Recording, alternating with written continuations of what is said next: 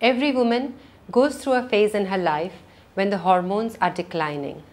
This is the perimenopause, and it ends at the time when the periods actually stop, which is the menopause.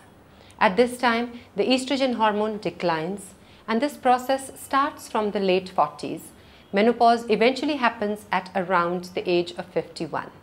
Of course, this is variable, and there are many women who suffer from premature menopause, which may occur even in the 20s, and there are women who continue to bleed till 54 or 55.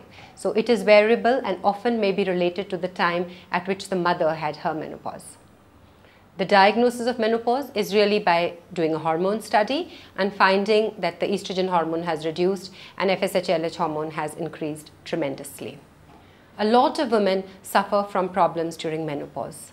One of the commonest symptoms that they face is that of hot flushes, feeling warm, sweating, redness of the face and neck even under a fan or in the AC. Other symptoms such as irritability, depression, mood changes, sleeplessness, forgetfulness, etc. are fairly common. A little later into menopause, women may experience vaginal dryness, change in sexual desire, as well as loss of urinary control, etc. There are major problems which the woman is not even aware of, and that is the problem of osteoporosis. Osteoporosis is weakening of the bones. The bones become very, very fragile, and over a period of time, a tiny trauma or just slipping in the bathroom or some such incidents may cause fractures, especially of the wrist, the spine, or the hip bone. These fractures can make the woman invalid and often cause her to be bedridden. The treatment really is multi-dimensional, starting from good exercise right through the 40s up until the 50s and beyond, weight-bearing exercise particularly, good intake of calcium, which goes up to 1.5 grams per day after the menopause, and of course regular screenings for health issues and for cancers. Every woman 40 onwards must have a PAP smear, a sonography and a mammogram every year to rule out any of the common gynec cancers. This, along with blood tests, will make sure that she is in good health.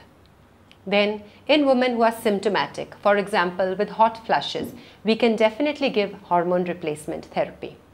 The hormone replacement therapy of today is very different from what it was a few years ago. The doses are much smaller, the drugs are a lot more natural, and of course the side effects are much lesser.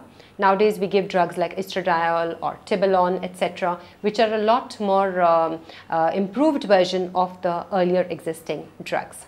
A lot of cases do not even need hormone replacement therapy. They can be treated very easily with alternative therapies. And now we have phytoestrogens, soya products, flaxseed products, etc., which really give good relief to the patient, and most of these are now available in capsular or powder form, and the patient can take them comfortably. Women who suffer from osteoporosis as diagnosed on a bone density test then have to be treated specifically. And now there is very good treatment for osteoporosis without the use of hormones.